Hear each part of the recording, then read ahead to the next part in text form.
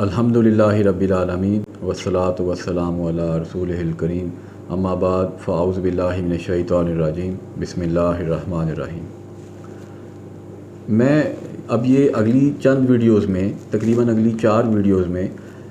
اس بارے میں بات کروں گا کہ ہمارا جو زیر زمین پانی ہے اس کی سطح مسلسل نیچے ہوتی جا رہی ہے۔ جب ہم پانی کی بات کرتے ہیں تو ہمیں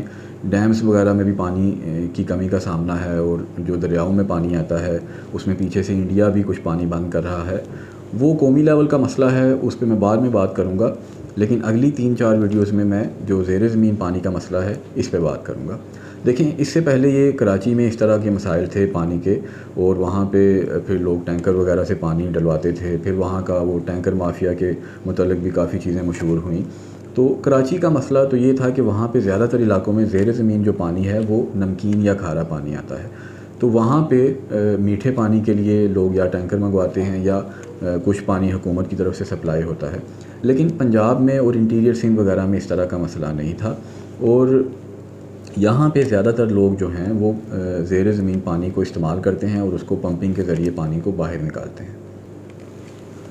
اب گزشتہ کچھ عرصے سے پاکستان کے مختلف علاقوں میں زیر زمین پانی کی سطح مسلسل نیچے جا رہی ہے۔ پہلے 100 فٹ یا 200 فٹ کے اندر آرام سے پانی دستیاب ہوتا تھا، لیکن اب وہ زیر زمین پانی کی سطح مزید گہری ہوتی جا رہی ہے۔ راولپنڈی میں اس وقت پانی کا بحران شدت اختیار کر چکا ہے۔ راولپنڈی کے زیادہ تر علاقوں میں بورنگ وغیرہ جو لوگوں کے گھروں میں تھی وہ خشک ہو چکی ہے، اور بہت زیادہ جو گہرائی والی بورنگ ہوتی ہے اس کی کاسٹ بہت زیادہ ہے، تو اس وجہ سے لوگ ٹینکرز کے ذریعے پانی بھرنے پہ مجبور ہیں۔ اب کچھ علاقے ایسے بھی ہیں جہاں تنگ گلیوں کے علاقے ہیں، وہاں پہ ٹینکرز وغیرہ جا بھی نہیں سکتے۔ اس کی وجہ سے لوگ اتنے شدید مسائل کا شکار ہیں کہ اب کچھ گھروں میں تو ٹینکر آ جاتے ہیں، کچھ گھروں میں گلی تنگ ہونے کی وجہ سے ٹینکر بھی نہیں جا سکتے۔ اب بیسیکلی یہ میری فیلڈ نہیں ہے، لیکن اب کسی نہ کسی کو تو آواز اٹھانی ہے۔ جو ہمارے ملک میں بہت اچھے انوائرمنٹلسٹ وغیرہ موجود ہیں، ادارے بھی موجود ہیں، لیکن میرا بات کرنے کا مقصد صرف یہ ہے کہ ان لوگوں تک پیغام پہنچے تو زیادہ بہتر طریقے سے پھر یہ لوگ کام کر سکتے ہیں، ویڈیوز بھی یہ لوگ بنا سکتے ہیں، لوگوں کو آگاہی بھی دے سکتے ہیں، لوگوں تک صحیح معلومات بھی پہنچا سکتے ہیں۔ تو میں بیسیکلی فیلڈ کا نہیں ہوں، لیکن پھر بھی میں نے کچھ چیزوں کو اسٹڈی کیا ہے صرف اس موضوع پہ بات کرنے کے لیے۔ تو اب راولپنڈی میں اب جو زیادہ تر جو سرکاری سپلائی آ رہی ہے، میری اطلاع کے مطابق تقریباً 800 فٹ تک کا وہ بور کرتے ہیں۔ اب 800 فٹ کا بور، اس کی کاسٹ بہت زیادہ ہے، لیکن مسئلہ یہ ہے کہ اگر اب 800 فٹ کے بور سے مسلسل جو پانی نکال رہے ہیں تو کچھ عرصے تک وہ بھی خشک ہو سکتے ہیں۔ تو اس کے بعد کیا ہوگا؟ پہلی بات یہ کہ اس کی پیٹرول کی پرائس بڑھنے کی وجہ سے ٹینکر کی کاسٹ میں مسلسل اضافہ ہو رہا ہے۔ اب جب ایک علاقے سے یہ زیادہ گہرے بور بھی خدا نخواستہ بند ہونا شروع ہو گئے تو پھر زیادہ دور دراز کے علاقوں سے یہ ٹینکر آئیں گے، اور اس وجہ سے ٹینکرز کی کاسٹ میں مزید اضافہ ہوگا۔ اب ٹینکر کی قیمت میں مسلسل اضافہ ہو رہا ہے، اور راولپنڈی کے لوگوں کے لیے گزارا کرنا بہت مشکل ہو گیا ہے۔ زیادہ تر علاقوں میں سرکاری جو سپلائی لائن آ رہی ہے وہ بھی تقریباً 800 فٹ سے آ رہی ہے، اور جو ٹینکرز وغیرہ پانی بھرتے ہیں وہ بھی تقریباً 800 فٹ کا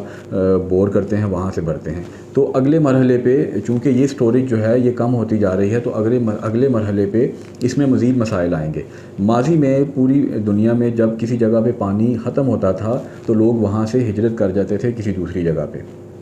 براعظم امریکہ دریافت ہونے سے پہلے جو وہاں پہ اقوام بستی تھیں، ان میں سے ایک قوم کو مایان کہا جاتا ہے، اور ان کے بہت بڑے بڑے قلعے اور بڑا خوبصورت ایک شہر تھا، اور